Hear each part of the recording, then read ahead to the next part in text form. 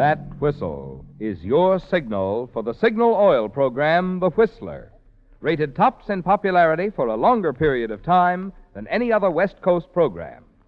And Signal gasoline is tops, too, tops in quality.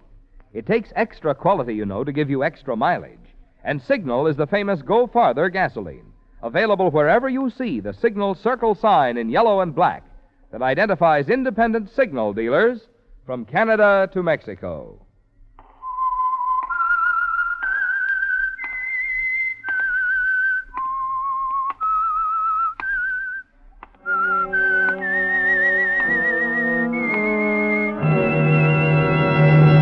I am the Whistler, and I know many things, for I walk by night. I know many strange tales hidden in the hearts of men and women who have stepped into the shadows. Yes, I know the nameless terrors of which they dare not speak. And now the Whistler's strange story. Search for an Unknown.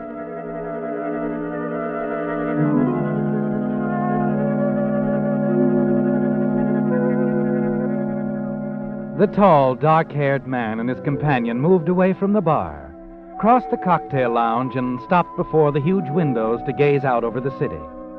As they stood there, watching the flickering lights across San Francisco Bay, the girl unconsciously began toying with the shiny new wedding band on her finger.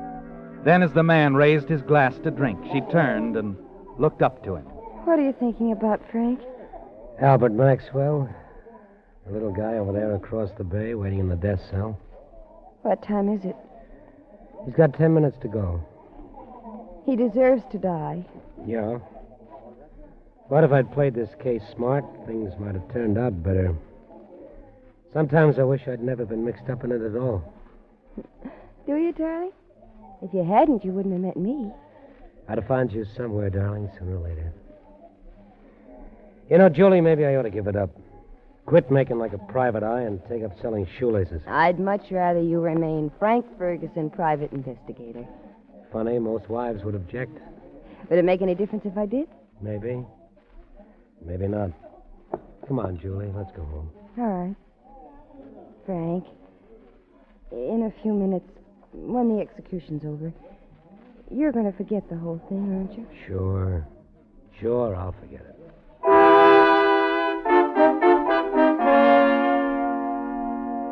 As Frank Ferguson and his bride of 24 hours moved across the cocktail lounge toward the elevators, he wondered if he could forget the story at all. Of course, it wasn't his.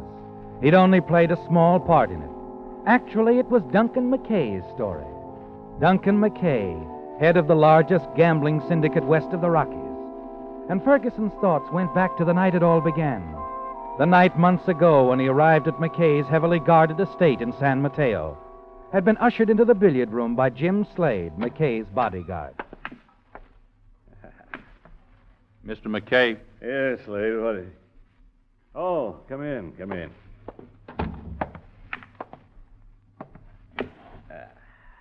So, you're a billiard expert. So you're Ferguson, huh? Yeah, I'm Ferguson. You know, you don't look... I don't look like a private eye. That's what they keep telling me. You play? By the boys along Montgomery Street, I was voted most likely to rip up the table in 1949. Yeah, how'd you play this one? Against the cushion. Where else? 5 says I do it the hard way. 5.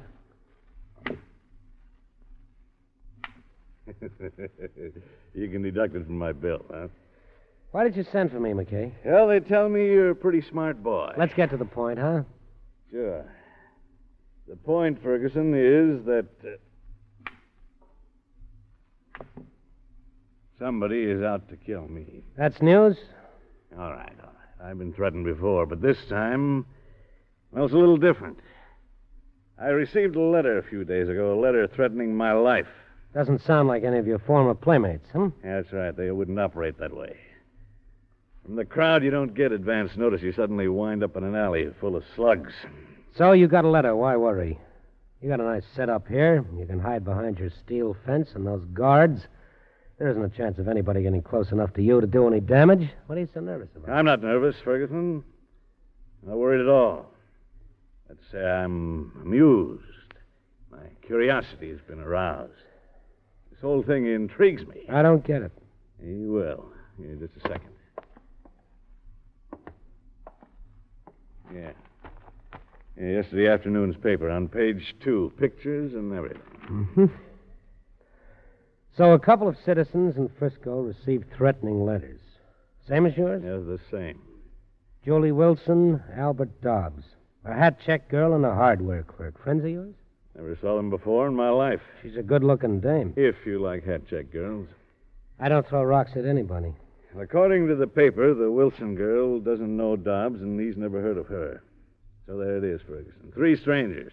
We each get a letter threatening us with death, and we don't know why. There must be some connection. Now, that's why I hired you, Ferguson. I want you to find out what that link is. What ties me up with a hat-check girl and a guy who sells nuts and bolts in some crummy hardware store. You resent the company, McKay? That's what's bothering you? At some point in our lives, our paths must have crossed. Somewhere Somewhere along the road, the three of you kicked somebody in the teeth, and now this somebody wants to introduce you to an embalmer the hard way. Look, I want you to find out all there is to know about this Wilson dame and this guy, Albert Dobbs. Where they're from, what they've done, who they know, everything. I want a complete report on both of them. All right, McKay. I'll even find out what kind of toothpaste they use. Let me see you make this shot, huh? 10 says that you don't. 10 says I do. Thought you said you weren't nervous, McKay. I'll add it onto the bill, I'll see you around. Don't worry, I'll take care of everything.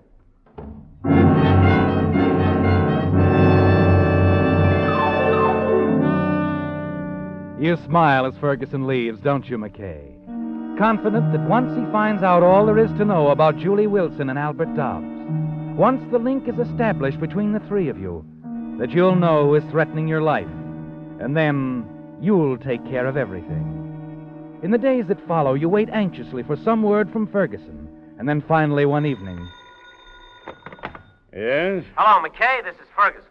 Well? I thought you better know, McKay. Somebody else received one of those letters. A guy named Brovelli. Gino Brovelli. You know him? Rovelli. I never heard of him. But put him on the list, along with Julie Wilson and that Dobbs guy. Talk to him. Okay, but he won't answer. Why not? He met with an accident. He's on a slab at the morgue.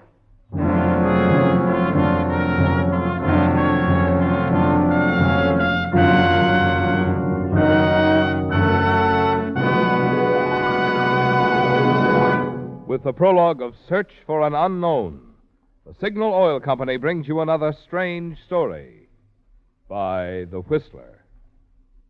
But first, a word of wisdom about a major purchase that many of you drivers will be making during the coming winter months: a new battery. When you compare the cost of different batteries, remember this: the important thing is not the first cost, but the cost per month, which, of course, depends on how long the battery lasts. Measured by that yardstick, one of today's most economical batteries is the new extra long-life Signal Deluxe battery. Instead of being guaranteed for only a year or 18 months like most batteries, the new Signal Deluxe batteries are guaranteed for a full 2.5 years on a service basis. The secret of this amazingly long life is their improved type all-rubber separators, the finest kind known to battery engineering. In addition, this improved construction helps Signal Deluxe batteries deliver up to 35% more power, a great help in taking care of the many electrical gadgets on today's automobile. So before you buy any battery, find out from your Signal dealer the generous trade-in he's now offering for old batteries, plus his convenient credit terms on new Signal Deluxe batteries. You'll see for yourself that on a per-month basis, it actually costs less to enjoy the quicker starting and long dependability of today's finest battery, a Signal Deluxe battery. And now back to the Whistler.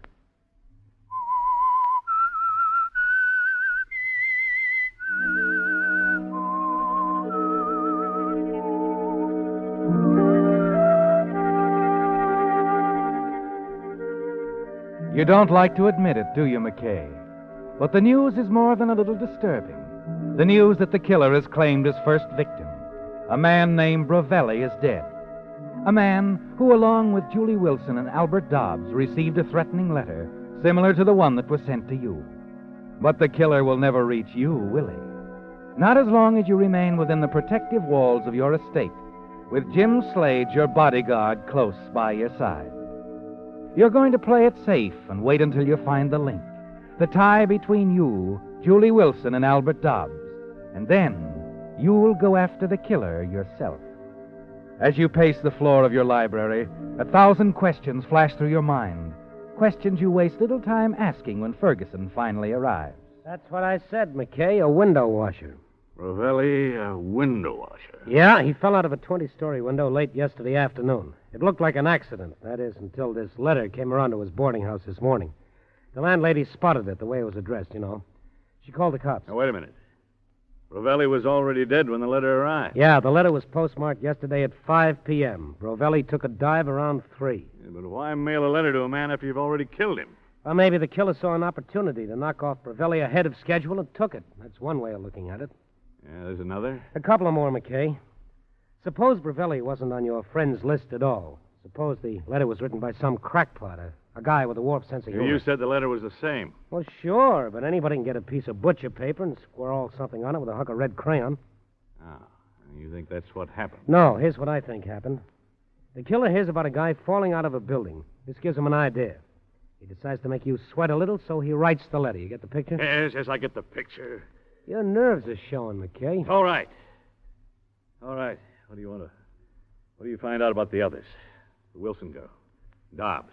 Well, here's a 10-page report on Julie Wilson, or a hat-check girl faces life. She's a sweet kid, McKay. Is she, Ferguson? How'd you meet her? Barroom pickup? She throw herself at your feet when you bought her a beer? No. It was all very formal, McKay. The gent who owns the club where she works introduced us. Like I said, she's a sweet kid. I've been to the club lots of times. Somehow I never noticed her. Yeah, maybe that's because you never check your hat, huh? Touche.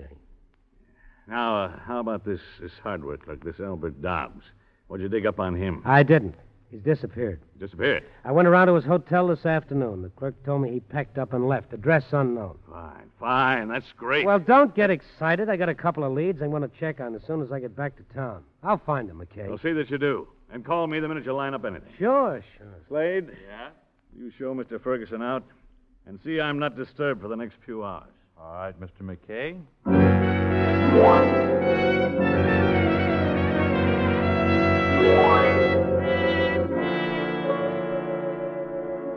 It's almost 4 in the morning when you finally set aside the report on Julie Wilson. You've been over it again and again and again, but it's revealed absolutely nothing, not the slightest clue, not a single link to connect your life with that of the girl. You turn out the desk lamp, lean back in your chair, and close your eyes. There's still Albert Dobbs, the hardware clerk, isn't there, McKay? Yes. Perhaps in his story you'll find the missing pieces of the puzzle. The days drag on. You wait impatiently for Ferguson to call, but he doesn't. And then on the morning of the 4th day, Slade interrupts you at breakfast. Yeah? What is it, Slade? It's about Ferguson, Mr. McKay. Yeah? Well, what about him? He's been checking up on you. You what? Yeah, that's right. Been going around town asking a lot of questions. They're all about you. I don't like that, Slade. I don't like that at all. I'm not paying him to pry into... Wait a minute. How did you find out? I've had one of my boys tailing him for a week. Why, Slade? Well, I thought it would be a good idea. Yeah, what else have you found out? He's been spending a lot of time with that Julie Wilson. They're getting real chummy. Real chummy. Of course, she's a good-looking doll. Yeah. He's up to something, Mr. McKay. Maybe she's in it with him. You never trusted Ferguson, have you, Slade? No. Why hasn't he told you he's found Albert Dobbs? You what? Yeah. That's something else I found out. My boy tailed him 2 days in a row to a crummy little hotel on Mission Street. Only it wasn't until a couple hours ago he found out who Ferguson was seeing there. Dobbs? Dobbs. Ferguson was talking to the little guy in the lobby.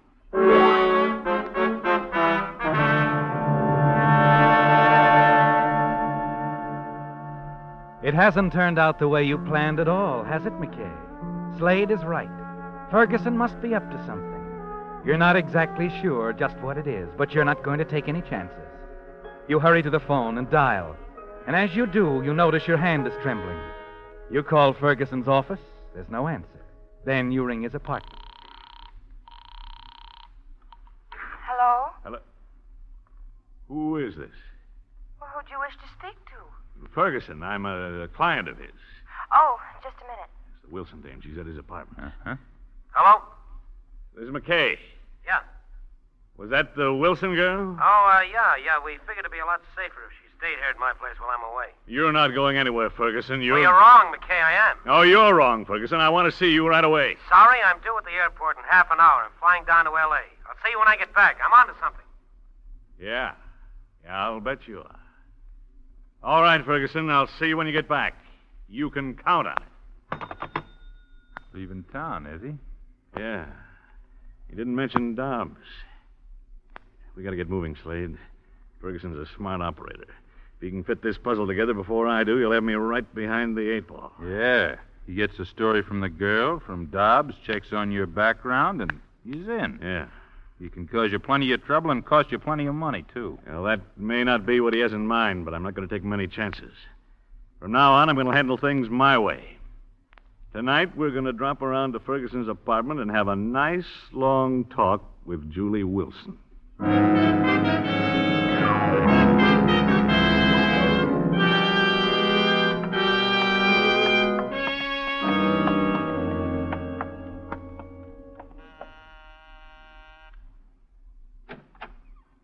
Yes? Hello, Julie. Hello? Who... We're friends of Ferguson. Oh, well, he isn't here right now. Yeah, I know. Come on, Slade. But just a minute. What do you want? Relax. Nobody's going to hurt you. We just want to talk, that's all. About what? This. Little report on you, Julie. I want to be sure you didn't leave out anything on purpose. Now, sit down.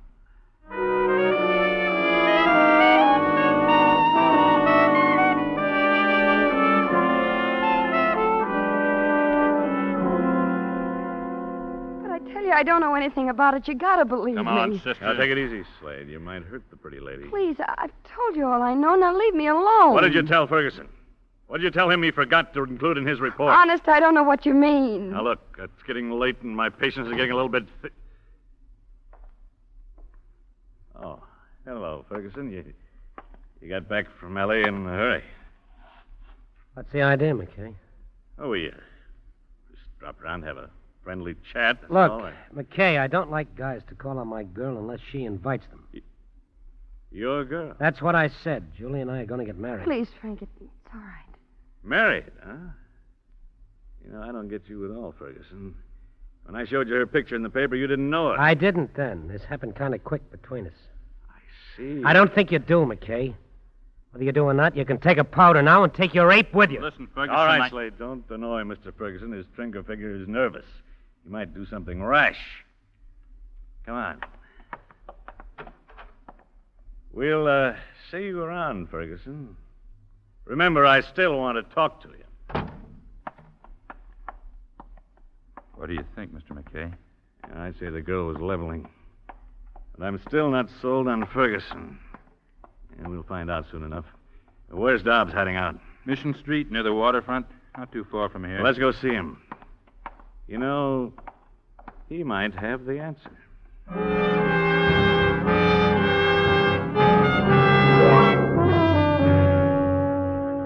Yes. You want to believe that, don't you, McKay? That Dobbs holds the key to the mystery. That once you've heard his story, you'll know who sent the letter threatening your life. A quarter of an hour later, you park your car on Lower Mission Street, while Slade hurries into a small, dimly lit hotel. A few minutes, and he's back. He's registered under a phony name. The clerk said he hasn't come in yet. Yeah, you sure? Cost me $5. I'm sure. All right. We'll wait.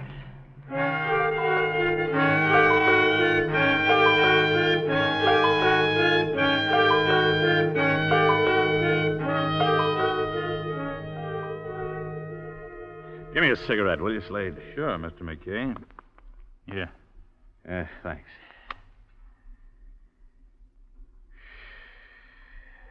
What time is it? A little after 2 o'clock. 2 o'clock. What's keeping him? Think he'll show? He's got to. I never saw you like this, Mr. McKay. Jumpy. It isn't like... All right, I'm jumpy.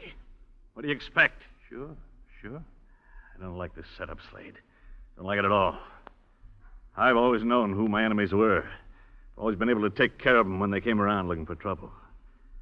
This time I don't know who I'm up against. Makes a lot of difference, Slade. Makes a lot... What's wrong? Up ahead. Just turned the corner. Coming this way. Could be. Wait till he walks by. Dobbs? Huh?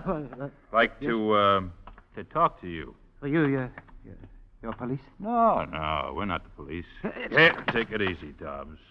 We're not going to hurt you. No, wait. Now, Now, relax. Come on.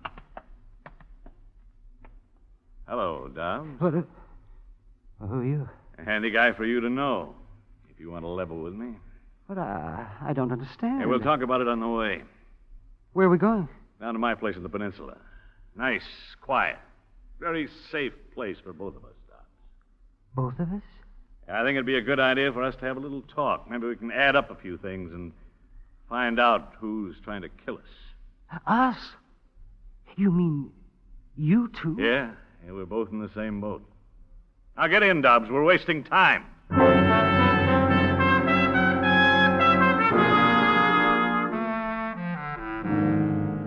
Shortly after 3 in the morning, you arrive at the gates of your estate. Watch them swing open. You nod to the guards and drive on up the roadway to the house. And a few minutes later, you're sitting in the library, facing Albert Dobbs across the desk. Sure you won't have one, Mr. Dobbs? No, thank you. Yeah. Now go ahead, Slade. Fix yourself a drink. Thanks.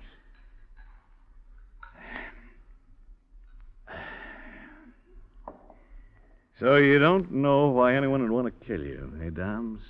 No idea at all. No, Mr. McKay, I don't have any idea at all. You're scared, aren't you? Well, yes, I am. Aren't you? Now, look, suppose you start in from the beginning. Maybe we can help each other. Start in? Yeah, I want you to tell me all there is to know about Albert Dobbs. Where you're from, where you've been, what you've done, who you know, everything. Oh, I see. Yes. Now, go ahead. Yes, well, I was born in 1893. 1893. Yeah, might as well pull up a chair, Slade. This is going to take a long time. But I've got a hunch this is it, and it's going to be worth it.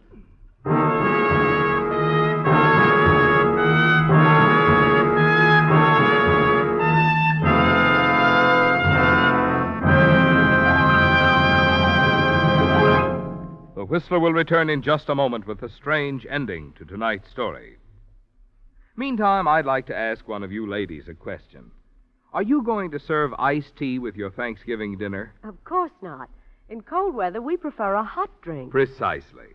And just as you choose a different diet in cool weather, remember your car needs a different cold weather diet, too, if you want to keep performance up and wear down. Just what do you mean by a cold weather diet for a car? Well, first of all, the transmission and differential should be drained and refilled with the correct winter grade of signal gear lubricant. If your front wheel bearings and speedometer cable haven't been repacked for 5,000 miles, now's a good time to have your signal dealer tend to that. And, of course, the tired old motor oil should be drained and replaced with Signal Premium Compounded Motor Oil, the new type oil that does so much more than just lubricate. What more can an oil do than lubricate? A good question. You see, because scientific compounds have been added to Signal Premium Compounded Motor Oil, it actually removes carbon and prevents corrosion. That's why more and more drivers who want a sweeter running motor are switching to Signal Premium Compounded Motor Oil. And now, back to the Whistler.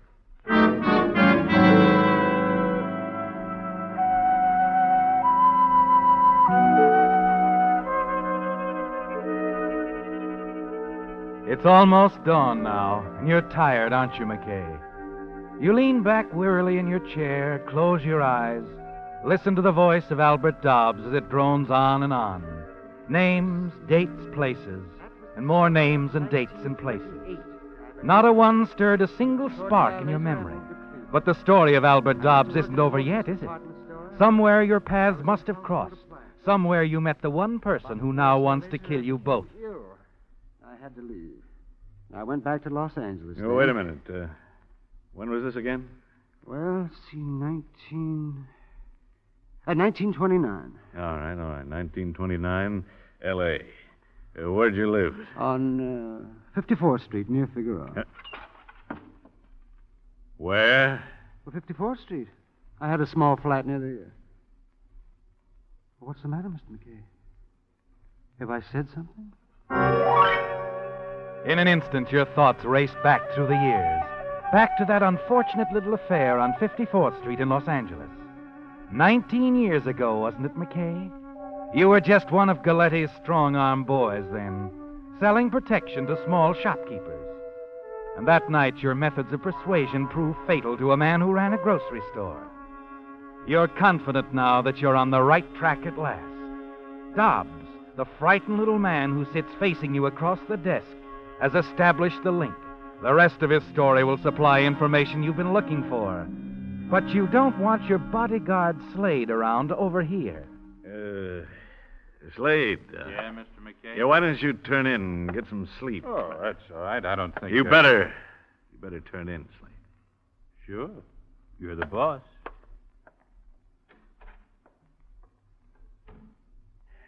Now, all right, Dobbs. About 54th Street in L.A. Now, suppose you tell me who... Hello? McKay, this is Ferguson. Yeah, what do you want, Shamus? Look, McKay, you can thank Julie for this call. She talked me into it. I was in favor of letting you sweat. What are you talking about?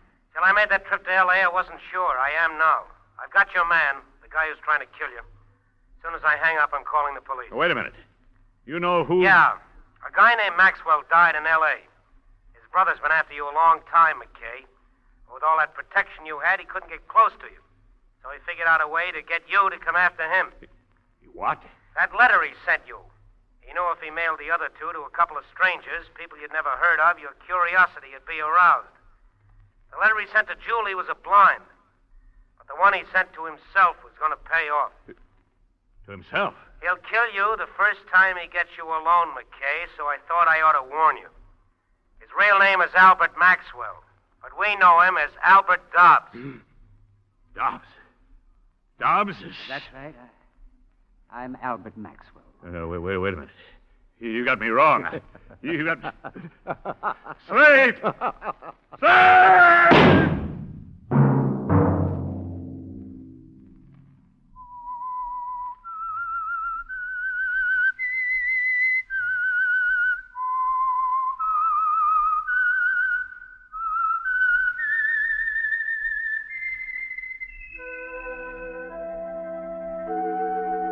Let that whistle be your signal for the Signal Oil program, The Whistler, each Sunday night at this same time.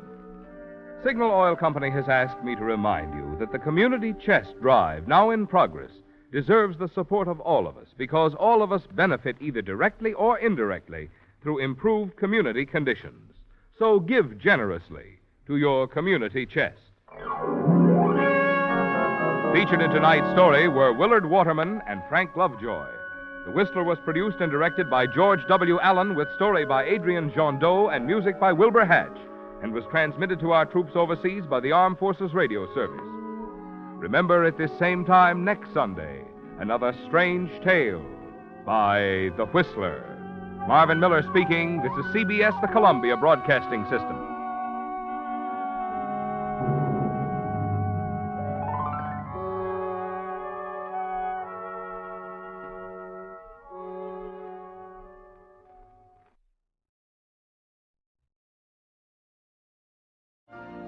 You've been listening to the OTR Gold Network. Find more classic radio at otrgold.com.